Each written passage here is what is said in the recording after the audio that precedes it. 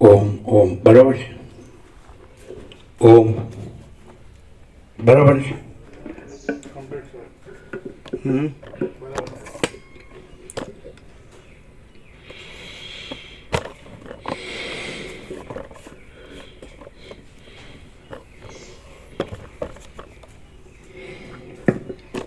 પરમ ચિદાકાશ,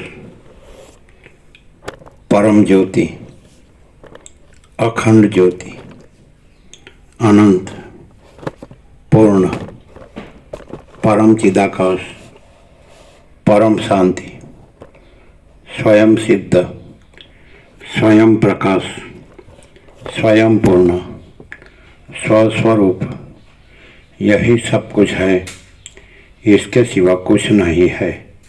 शून्यभास, अनंत कोटि, महाकल्पो है ही नहीं।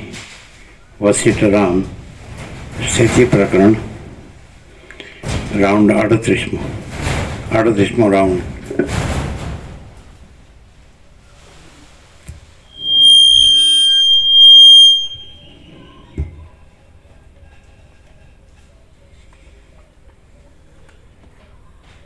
आद्य परब्रह्म सदगुरु देव की जय। ओम श्री परमात्मने नमः। श्री योग वासिष्ठ महारामायण स्थिति प्रकरण पेज नंबर 439 439। सर्ग 20मो। जगत मननी भ्रांति रूप छे। आ 20मा सर्गमां जगत ए मननी भ्रांति छे अने जो आत्मज्ञान थाय तो चित्त तथा जगत आत्मा ज छे एवो अनुभव थाय छे एनुं वर्णन करवामां आवशे। वशिष्ठ बोल्या, हे राम, मननो स्वभाव समजाववा माटे मैं तमने आ सगळुं जाग्रत आदि अवस्थानुं वर्णन कर्युं, बीजा कोई प्रयोजनथी कर्युं नथी। वशिष्ठ बोल्या, हे राम, मननो स्वभाव समजाववा माटे मैं तमने आ सगळुं जाग्रत आदि अवस्थानुं वर्णन कर्युं, बीजा कोई प्रयोजनथी कर्युं नथी।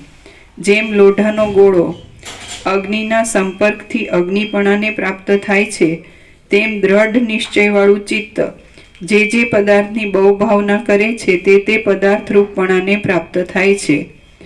एक अधिष्ठाનમાં सारा पदार्थो, दुष्ट पदार्थो छोड़વું અને ગ્રહણ કરવું ઇત્યાદि કલ્પનાઓ મન વડે જ કરેલી છે।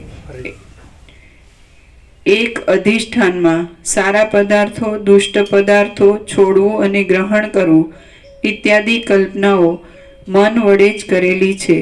એટલા માટે મનની ચપળતાથી થયેલી એ સઘળી કલ્પનાઓ સત્ય પણ નથી અને અસત્ય પણ નથી, તે તો અનિર્વચનીય જ છે. મલિન મન જ મોહ ઉત્પન્ન કરનાર છે અને તે જ જગતની સ્થિતિનું કારણ છે.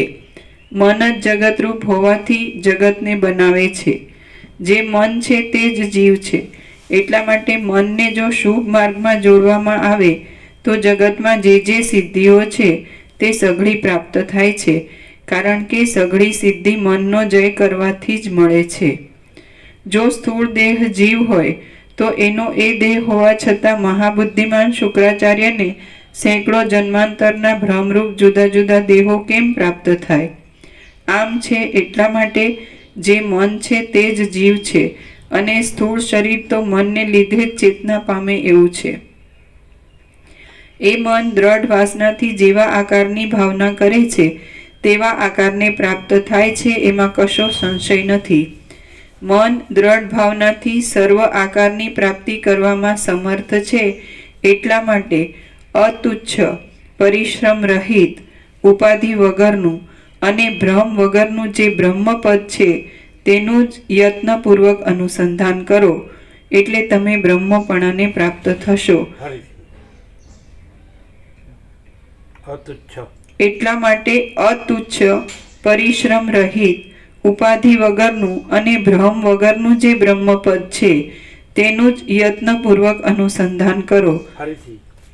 એટલા માટે અતુચ્છ, પરિશ્રમ રહિત, ઉપાધિ વગરનું અને ભ્રમ વગરનું જે બ્રહ્મપદ છે તેનું જ યત્નપૂર્વક અનુસંધાન કરો. એટલા માટે અતુચ્છ, પરિશ્રમ રહિત, ઉપાધિ વગરનું અને ભ્રમ વગરનું જે બ્રહ્મપદ છે તેનું જ યત્નપૂર્વક અનુસંધાન કરો, એટલે તમે બ્રહ્મપણાને પ્રાપ્ત થશો. શરીર મનના ધારેલા પ્રદેશમાં જાય છે, પણ જ્યાં શરીર હોય ત્યાં મનને જવાનો નિયમ નથી. એટલા માટે હે રામચંદ્રજી, તમારું મન સત્ય તત્વની પ્રાપ્તિ માટે જ યત્ન કરો અને દેહ, ઇન્દ્રિય આદિરૂપ મિથ્યા દ્વૈતને છોડી દો. એટલા માટે હે રામચંદ્રજી, તમારું મન સત્ય તત્વની પ્રાપ્તિને માટે જ યત્ન કરો અને દેહ, ઇન્દ્રિય આદિરૂપ મિથ્યા દ્વૈતને છોડી દો. શ્રી યોગ વાસિષ્ઠ મહારામાયણમાં સ્થિતિ પ્રકરણનો મનોરૂપ વર્ણન નામનો સર્ગ 20મો સમાપ્ત. સર્ગ 21મો મનનો નિર્ણય. આ 21મા સર્ગમાં શુદ્ધ બ્રહ્મમાં બીજો કોઈ કલ્પના કરનાર નહીં હોવાથી મનની કલ્પના થવી ઘટતી નથી, એ પ્રશ્નનો નિર્ણય આગળ ઉપર રાખીને મનના નિર્ણય વિશે કહેવામાં આવશે. રામ બોલ્યા, હે સર્વ ધર્મને જાણનારા ભગવાન, સમુદ્રમાં ઉઠતા તરંગોની જેમ મારા મનમાં એક મોટો સંશય ઘોળાયા કરે છે. બ્રહ્મ દેશ, કાળ તથા વસ્તુના પરિચ્છેદથી રહિત છે, વ્યાપક છે, નિત્ય છે અને નિષ્કલંક છે. તેમાં આ મન નામની મલિન વાસના ક્યાંથી આવી અને તે કેમ સંભવે? બ્રહ્મમાં કોઈ બીજો પદાર્થ છે નહીં, હતો નહીં અને થશે પણ નહીં. તેમાં આ મનરૂપ કલંક ક્યાંથી આવ્યું અને કેવા પ્રકારનું આવ્યું? રામ બોલ્યા, હે સર્વ ધર્મને જાણનારા ભગવાન, સમુદ્રમાં ઉઠતા તરંગોની જેમ મારા મનમાં એક મોટો સંશય ઘોળાયા કરે છે. બ્રહ્મ દેશ, કાળ તથા વસ્તુના પરિચ્છેદથી રહિત છે, વ્યાપક છે, નિત્ય છે અને નિષ્કલંક છે. તેમાં આ મન નામની મલિન વાસના ક્યાંથી આવી અને તે કેમ સંભવે? બ્રહ્મમાં કોઈ બીજો પદાર્થ છે નહીં, હતો નહીં અને થશે પણ નહીં. તેમાં આ મનરૂપ કલંક ક્યાંથી અને કેવા પ્રકારનું આવ્યું? વશિષ્ઠ બોલ્યા, હે રામ, તમે બહુ સારું પૂછ્યું. જેમ નંદનવનના પુષ્પોની મંજરી ઉત્તમ મકરંદવાળી હોય છે, તેમ તમારી બુદ્ધિ અનુભવના ઉત્તમ ચમત્કારવાળી થઈ છે. તમારી બુદ્ધિ મોક્ષના વિષયમાં ઠીક ચોંટી છે. તમારી બુદ્ધિ આગલા પાછલા સંબંધોનો વિચાર કરવામાં તત્પર થઈ છે. આથી જે ઉત્તમ પદ સદાશિવ આદિ મહાત્માઓને મળ્યું છે તે તમને આ બુદ્ધિના પ્રભાવથી પ્રાપ્ત થશે. પરંતુ હે રામ, આ પ્રશ્ન પૂછવાનો હમણાં તમારો સમય નથી. શુદ્ધ આત્મામાં મનરૂપ કલંક ઘટતું નથી એ પૂછવું તે શુદ્ધ આત્માનો અનુભવ કર્યા પછી ઘટે છે. પણ જેને શુદ્ધ આત્માનો અનુભવ થઈ ચૂક્યો હોય તેની પાસે અમે મનનું નિરૂપણ જ કરતા નથી કે જેથી તે અમને પૂછે. પોતાને શુદ્ધ આત્માનો અનુભવ નહીં હોવા છતાં વિદ્વાન હોવાનો ડોળ કરીને જે કોઈ પૂછવા ધારતો હોય તેણે તો આત્મામાં શુદ્ધપણું જ કેમ ઘટે એવી શંકા કરવી જોઈએ, પણ આત્માનું શુદ્ધપણું સ્વીકારીને શુદ્ધમાં મલિનતા કેમ ઘટે એવી શંકા કરવી જોઈએ નહીં. આમ છે એટલા માટે અજ્ઞાની પુરુષે ગુરુની પાસેથી ઉપદેશ લેવાના સમયમાં વિદ્વાનની જેમ પૂછવું યોગ્ય નથી. તમારા અંતઃકરણમાં આત્માનો અનુભવ આરૂઢ થશે ત્યારે તમારા અનુભવની સાથે મારા અનુભવને મેળવવા માટે હું જ્યારે બોલવા લાગીશ ત્યારે તમારા આ પ્રશ્નનું સમાધાન થશે. સિદ્ધાંત કહેવાના સમયમાં કૌંસમાં નિર્વાણ પ્રકરણમાં તમે મને આ પ્રશ્ન ફરીવાર પૂછજો એટલે તેનું સમાધાન કરતા સિદ્ધાંત તમને હસ્તામલકવત થઈ જશે. જેમ વર્ષા ઋતુમાં મોરના ટવકા શોભે અને શરદ ઋતુમાં હંસના શબ્દો શોભે તેમ આ તમારું પૂછવું સિદ્ધાંતના સમયમાં શોભે એમ છે, પણ વર્ષા ઋતુમાં હંસના શબ્દો અને શરદ ઋતુમાં મોરના ટવકા જેમ શોભે નહીં તેમ હમણાં આ પૂછવું શોભતું નથી. હજી સુધી સઘળા શ્રોતાઓને આત્મતત્વનો બોધ થયો નથી. હજી સુધી સઘળા શ્રોતાઓને આત્મતત્વનો બોધ થયો નથી એટલા માટે હમણાં આ પ્રશ્ન પૂછવાનો અવસર જ નથી. શરદ ઋતુમાં આકાશની સ્વાભાવિક શ્યામતાનું વર્ણન શોભે છે, પણ વર્ષા ઋતુમાં તો ભારે આડંબરવાળા વાદળાઓથી થયેલી શ્યામતાનું જ વર્ણન શોભે છે. તેમ સિદ્ધાંતને સમયે તમારો એ સુંદર પ્રશ્ન શોભે, પણ હમણાં તો અજ્ઞાનીને લગતો જ પ્રશ્ન શોભે. હે રામ, જેને લીધે લોકોનો જન્મ થાય છે એવા મનનો જ ઉત્તમ પ્રકારનો નિર્ણય હમણાં ઉપદેશના પ્રકરણમાં આરંભેલો છે. માટે હે સુવ્રત, તે વિશે તમે સાંભળો. શુદ્ધ બ્રહ્મમાં માયાનો સંબંધ કેમ ઘટે એ વિષયને પાછળ રાખી હમણાં તો હું બ્રહ્મમાં માયાનો સંબંધ સ્વીકારીને ઉપદેશ ચલાવું છું. હે રામ, બ્રહ્મ જ્યારે અહંકાર આદિરૂપ વિકાર પામે છે ત્યારે પ્રકૃતિરૂપ થાય છે અને મનન કરે છે ત્યારે મનરૂપ થાય છે. જુએ છે ત્યારે ચક્ષુરૂપ થાય છે, સાંભળે છે ત્યારે શ્રોતારૂપ થાય છે અને બોલવા આદિ વ્યાપારોથી યુક્ત થાય છે ત્યારે વાણી આદિ કર્મેન્દ્રિયો રૂપ થાય છે. સઘળા મુમુક્ષુઓએ શ્રુતિ આદિના પ્રમાણોથી આ પ્રમાણે નિર્ણય કર્યો છે. વિચિત્ર પ્રકારના પોતપોતાના શાસ્ત્રો વિચારીને વિવાદ કરતા મતવાદીઓ મતભેદોને લીધે એ બ્રહ્મમાં જ પોતપોતાને ગમતા નામરૂપો ઠરાવી લે છે. મનન સંબંધી ચંચળતાવાળું મન જે વાસનાનું ગ્રહણ કરે છે તે વાસનાને અનુસરતા રૂપોને પ્રાપ્ત થાય છે.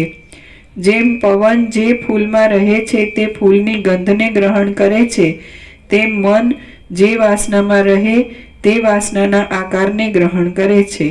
પોતાની વાસનાથી કલ્પેલા વિષયનો જ યુક્તિઓથી નિર્ણય કરીને તે આ વિષય તો મારો પોતાનો જ એમ અભિમાન ધરે છે. તે અભિમાનને તૃપ્ત કરવા માટે પોતે સ્વીકારેલા તે વિષયની જ તે માથાકૂટ કર્યા કરે છે. મનનો એવો સ્વભાવ છે. મને જે નિશ્ચય પકડ્યો હોય તેમાં જ તેને સ્વાદ આવે છે અને તે સ્વાદ આરૂઢ થતા શરીર તથા જ્ઞાનેન્દ્રિયો પણ તન્મય થઈ જાય છે. હે રામ, મન વાસનામાં આરૂઢ થાય કે તુરત તેની પાછળ તેને અધીન રહેનારો દેહ પણ તે વાસનાને અનુસરતો જ પ્રાપ્ત થાય છે. ગંધવાળા પદાર્થની અંદર પેઠેલો પવન જેમ ગંધમય થઈ જાય છે તેમ વાસનાને અધીન રહેનારો દેહ વાસનામય જ થઈ જાય છે. વાસનાને અનુસરીને પ્રાપ્ત થયેલા દેહમાં જ્ઞાનેન્દ્રિયો પ્રકટ થાય છે અને પોતપોતાના વિષયો પર દોડતા તે વિષયોની પ્રાપ્તિને અનુકૂળ ક્રિયાઓ કરવા માટે કર્મેન્દ્રિયોનો સમૂહ પણ પોતાની મેળે જ પ્રકટ થાય છે. જેમ પવન ચપળતા પામતા પૃથ્વીની રજ પણ ચપળ થાય છે, તેમ જ્ઞાનેન્દ્રિયો વિષય લંપટ થતાં કર્મેન્દ્રિયો પણ પોતપોતાની ક્રિયાઓમાં લંપટ થાય છે. ક્ષોભ પામેલી કર્મેન્દ્રિયો પોતપોતાની ક્રિયાશક્તિને પ્રકટ કરતા વાયુમાં રજના સમૂહની જેમ ઘણા ઘણા કર્મો ઉત્પન્ન થાય છે. આ પ્રમાણે મનનું બીજ કર્મ છે અને કર્મનું બીજ મન છે.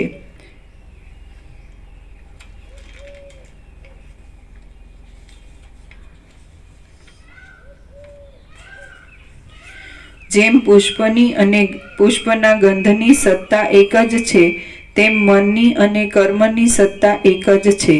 મન દ્રઢ અભ્યાસને લીધે જે ભાવનાનું ગ્રહણ કરે છે તે ભાવનાને અનુસરતી ઇન્દ્રિયોના ચલનરૂપ વિસ્તીર્ણ શાખાઓ તેમાંથી નીકળે છે. મન પોતે જે વાસનામાં લંપટ થયું હોય છે તે વાસનાને અનુસરતી ક્રિયાઓને અને તે વાસનાઓને અનુસરતા ફળોને અવશ્ય ઉત્પન્ન કરે છે. પછી તેવા જ સ્વાદનો અનુભવ કરીને તે તુરત બંધાઈ જાય છે. મન જે વિષયનું ગ્રહણ કરે છે તે વિષયને સાચો માની લે છે અને તેમ થતાં પકડેલો વિષય જ કલ્યાણરૂપ છે એ સિવાય બીજું કલ્યાણ જ નથી એવો મનને નિશ્ચય થઈ જાય છે. પોતપોતાના નિશ્ચયો પ્રમાણે જુદા જુદા વલણો પામેલા લોકોના મન ધર્મ, અર્થ, કામ અને મોક્ષની પ્રાપ્તિ માટે પોતપોતાના વલણ પ્રમાણે સર્વદા જુદા જુદા યત્નો કરે છે. સાંખ્ય સિદ્ધાંતવાળાઓનું મન નિર્મળ હોવાથી પ્રથમ આત્માના અસંગપણામાં તથા ચૈતન્ય માત્રપણામાં બરાબર પહોંચ્યું છે. સાંખ્ય સિદ્ધાંતવાળાઓનું મન નિર્મળ હોવાથી પ્રથમ આત્માના અસંગપણામાં તથા ચૈતન્ય માત્રપણામાં બરાબર પહોંચ્યું છે, પણ પ્રધાનને જગતનું કારણ ઠરાવવામાં તે ઠગાયું છે.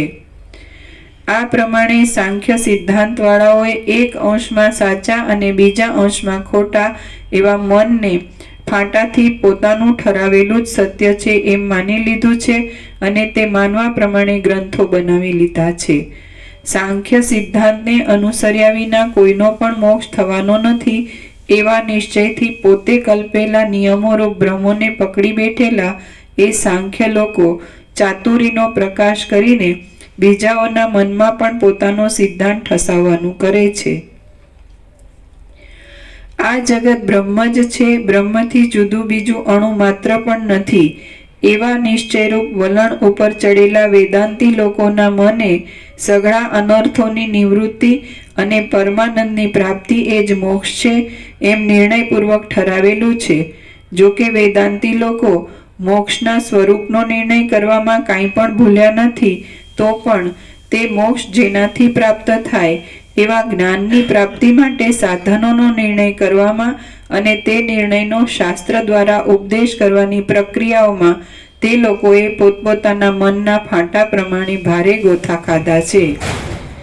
વિજ્ઞાનવાદી બૌદ્ધો પોતાના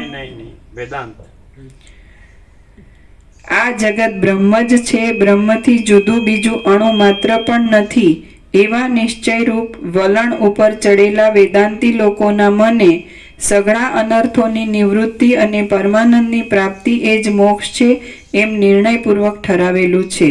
જો કે વેદાંતી લોકો મોક્ષના સ્વરૂપનો નિર્ણય કરવામાં કાંઈ પણ ભૂલ્યા નથી, તો પણ તે મોક્ષ જેનાથી પ્રાપ્ત થાય એવા જ્ઞાનની પ્રાપ્તિ માટે સાધનોનો નિર્ણય કરવામાં અને તે નિર્ણયનો શાસ્ત્ર દ્વારા ઉપદેશ કરવાની પ્રક્રિયાઓમાં તે લોકોએ પોતપોતાના મનના ફાંટા પ્રમાણે ભારે ગોથા ખાધા છે.